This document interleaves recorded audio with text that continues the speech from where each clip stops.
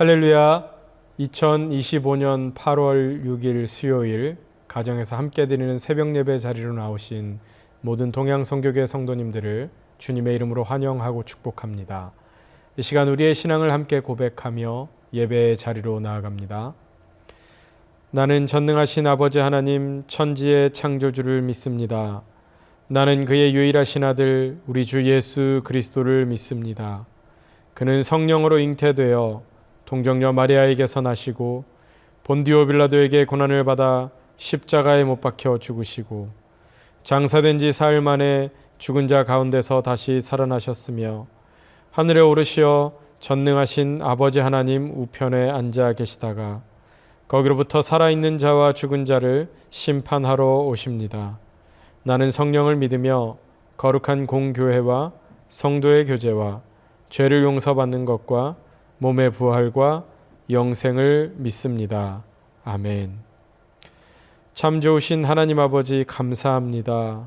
오늘 하루도 저희들에게 호흡과 생명 주시고 이 하루의 첫 시간을 주님 앞에 나와 그 말씀 가운데 거하며 기도할 수 있도록 인도하여 주시니 감사합니다.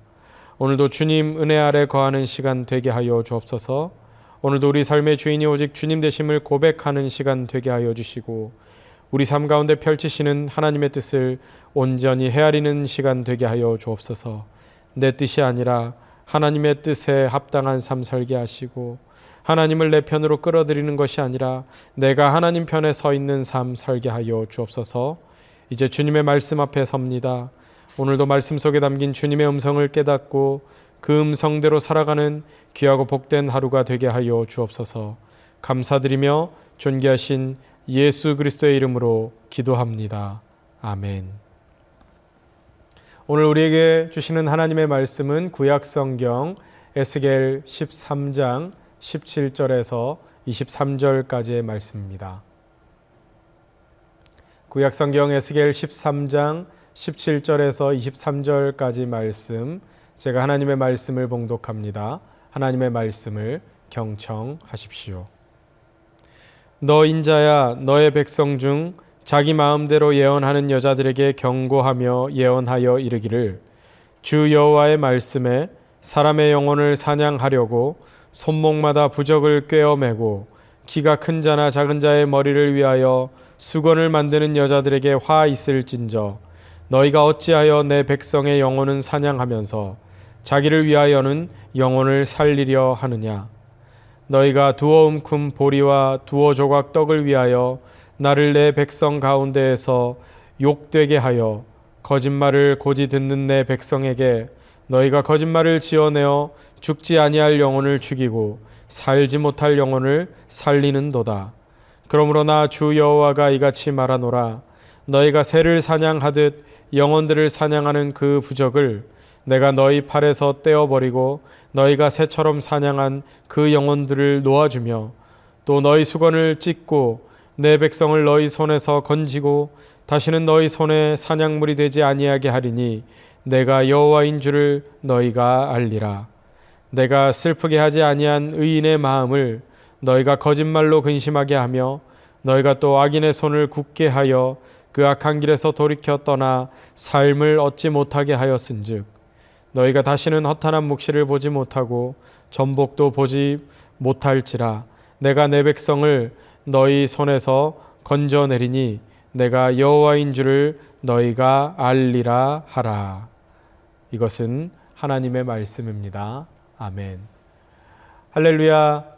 오늘도 하루의 첫 시간을 올려드리는 저와 여러분들에게 하나님의 놀라운 은혜와 사랑이 함께 하시기를 예수님의 이름으로 축복합니다. 미국이 남북전쟁 당시에 링컨 대통령이 전쟁 초기에 계속해서 연전연패를 거듭했습니다. 그러니 참모들이 링컨에게 우리 북군이 계속 지고 있으니 하나님이 제발 남군 편이 아니라 북군 편을 들어달라고 하나님께 좀 더 간절히 기도해 달라고 그렇게 참모들이 링컨에게 요청을 했죠. 그러자 링컨이 이런 말을 했다지요. 이 사람들아, 중요한 건 하나님이 우리 편이 되는 게 아니라 우리가 하나님 편에 서 있는가를 봐야지 하나님을 우리 편으로 끌어들이는 게 뭐가 중요하냐. 우리는 늘 하나님을 내 편으로 끌어들이는데 온 힘을 다합니다. 마치 어린아이가 바닥에 드러 누워서 울면서 떼쓰듯 자기 뜻을 관철시키기 위해서 안간 힘을 쓰는 그런 모습과 같은 것이죠. 우리가 많이 하는 그런 고백들이 있죠. 제 인생은 하나님께 맡긴 인생입니다. 완전히 주님께 맡겼습니다. 이 말은 사실 차량으로 치면 운전대를 주님께 맡겨드리는 거 아니겠습니까? 이 말이 겉으로는 신앙이 참 좋아 보입니다. 그런데 우리는 말은 그렇게 주님을 내 인생의 주인으로 모시고 산다고 하면서도 실제로는 운전대는 내가 꽉 잡고 있고 주님은 그냥 옆에서 조언이나 해주시라고 모셔두는 하나님을 내 편으로 끌어들이는 신앙의 모습들이 우리 삶에서 참 많이 나타나는 것 같습니다. 사실 그 모습은 하나님의 뜻에 순종하는 모습이 아니라 신앙이라는 이름으로 하나님을 자기 편으로 끌어들이는 그런 모습이지요. 사실 하나님은 우리가 설득해서 움직이실 뿐이 아니라 우리가 돌아가야 하는 기준이 되시는 줄로 믿습니다. 예수님께서 이 땅에 오셔서 가장 많이 책망하시고 가장 강하게 경고하셨던 대상이 누구였습니까? 바로 겉으로는 신앙이 좋아 보였던 바리새인들과 서기관들이었죠. 그 이유는 그들이 신앙이라는 이름으로 하나님을 자기 편으로 끌어들이려 했기 때문입니다. 하나님의 뜻에 순종하기보다 자신의 뜻을 신앙이라는 외피로 포장해서 하나님을 이용하려 했기 때문입니다. 이런 태도는 결국 거짓 복음, 가짜 복음, 거짓 선지자와 가짜 예언자들을 낳는 지름길이 되는 것입니다. 바로 이것이 오늘 에스겔서를 통해 주시는 경고의 말씀인데요. 어제 이어서 이 에스겔 선지자를 통해 하나님께서 이 거짓 선지자들에게 주시는 예언으로서 특별히 오늘은 이 거짓 여선지자들을 향한 하나님의 말씀입니다.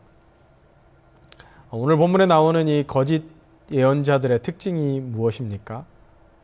그들은 어떻게든 하나님을 자기 편으로 끌어들이는 그런 노하우를 전수하는 사람들입니다. 그때나 지금이나 이런 자들이 활개치는 세상을 우리는 살고 있죠. 하나님을 내 편으로 만드는 법, 하나님의 음성을 잘 듣는 법, 이런 주제로 강의를 열면 사람들이 관심을 가지고 몰려듭니다. 그러나 정작 십자가를 지는 법, 내가 죽는 법 같은 그런 주제의 메시지는 사람들의 관심을 끌지 못합니다. 별로 듣고 싶어 하지 않죠. 그래서 오늘 본문에서 하나님께서 이 거짓된 자들에 대해서 얼마나 강력히 경고하시는지를 볼 수 있습니다. 오늘 본문 18절 말씀을 보면 당시에 영적 능력이 있는 것처럼 보이게 하는 그런 부적과 수건 같은 종교적 도구를 사용해서 하나님의 음성을 전해주겠다고 미혹했습니다. 그러나 그것은 하나님의 뜻이나 음성과는 아무 상관없는 영혼을 사냥하는 거짓된 행위일 뿐이었습니다. 그래서 오늘 본문은 이 거짓 예언자들이 바로 영혼을 사냥하는 자들과 같은 사람들이라고 말씀하고 있는 것이지요. 미가서에도 이와 같은 경고가 나옵니다. 미가서 3장 말씀을 보면 거짓된 예언과 종교 행위, 위선적 신앙의 결과가 심판으로 이어진다라는 겁니다. 그들은 돈을 받고 재판을 하고 삭슬 받고 교훈을 전하고 대가를 받고 예언을 하면서도 자신은 하나님을 의지한다라고 말하죠.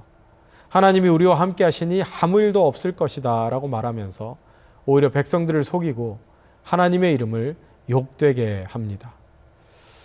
오늘날도 참 교회마다 이런 모습들이 있는데요. 교회마다 위로의 말이 넘치죠. 설교마다 치유, 회복, 기쁨, 번영 같은 메시지만이 흘러 넘치는 겁니다. 여러분이 위로의 메시지를 들을 때는 좋을 수 있습니다. 그것이 마치 나를 살아나게 하는 것처럼 느껴질 수도 있어요.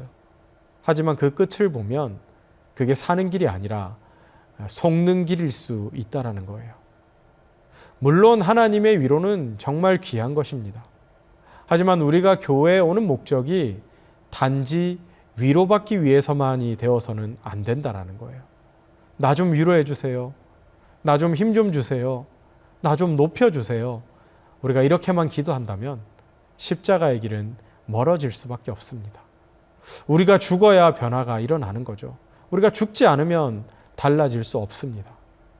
위로만 받은 사람들은 오히려 겉모습만 바뀐 척 할 뿐이지 시간이 지나면 제자리로 돌아가고 마는 것이죠. 여러분, 병든 상처에 약만 바르고 덮어두면 그 병은 더 깊어지고 더 곪지 않습니까? 진짜 치유하는 것은요, 그 환부를 절개하고 곪은 것은 도려내는 고통을 통해서 이루어지는 것입니다. 그러므로 우리가 아프더라도 말씀대로 살겠다고 결단해야 하는 겁니다. 도저히 내 힘으로 안 되겠다면 우리가 그냥 하나님 아버지께 매달려야 하는 것이죠. 그것이 우리가 사는 길입니다. 사랑하는 동양선교교회 성도 여러분, 우리가 그리스도인으로 산다라는 건 항상 하나님의 입장에서 생각하는 삶이라고 저는 생각합니다. 내 입장에서 하나님을 판단하기 시작하면 우리는 어느새 곁길로 빠지게 되는 거죠. 그래서 우리는 날마다 그 기준점, 원점으로 돌아가야 합니다. 우리가 돌아가지 않으면 내가 얼마나 빗나가 있는지조차 알 수 없는 거죠. 우리가 오늘 이 말씀으로 하루를 시작하는 이유가 무엇이겠습니까? 기준이 하나님이시기 때문입니다. 인간은요, 너무나도 쉽게 순간적으로 나를 기준 삼는 그런 체질을 가지고 살아갑니다. 그게 바로 죄의 본질이죠. 죄는 언제나 나 자신을 기준으로 삼게 만듭니다. 무슨 말을 듣든 어떤 행동을 하든 그 기준이 늘 내가 되는 것이죠. 그러므로 여러분, 죄인이라는 것은요, 바깥에 있는 존재가 아니에요. 죄는 내 안에 있습니다. 죄의 뿌리가 내 안에 깊이 자리 잡고 있다는 거예요. 우리가 본능적으로 내 관점으로 모든 것을 받아들이기 때문에 그 관점 자체가 이미 오염되어 있고 뒤틀려 있고 잘못된 것들로 가득한 겁니다. 그래서 신앙생활이 어려운 거예요. 바로 선 것 같다가도 어느새 옆길로 빠지고 조금 나아진 것 같다가도 다시 제자리로 돌아가 있고 그 모든 과정을 반복하면서도 여전히 나를 이 기준점으로 삼아서 살아가는 현실을 여전히 인간들은 인정을 하지 못하는 겁니다. 나만 괴롭고 나만 힘든 거예요. 왜? 내가 기준점이 되고 내가 중심이거든요. 그 죄성을 가리기 위해서 우리는 점점 교묘해지고 교활해지고 때로는 영적으로 포장까지 하게 되는 거죠. 하나님을 안다고 하면서도 하나님을 기준으로 살지 않고 마치 하나님을 기준 삼아 살아가는 척 하면서도 실상은 자기 중심으로 살아가는 이 교묘한 이중성, 이것이 얼마나 깊고 못된 죄의 뿌리인지 모릅니다.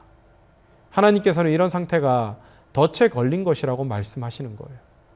왜 너는 나 외에 다른 신을 두지 말라 하셨을까요? 왜 너를 위하여 새긴 우상을 만들지 말라고 하셨을까요? 왜 내 이름을 망령되이 일컫지 말라라고 하셨겠습니까?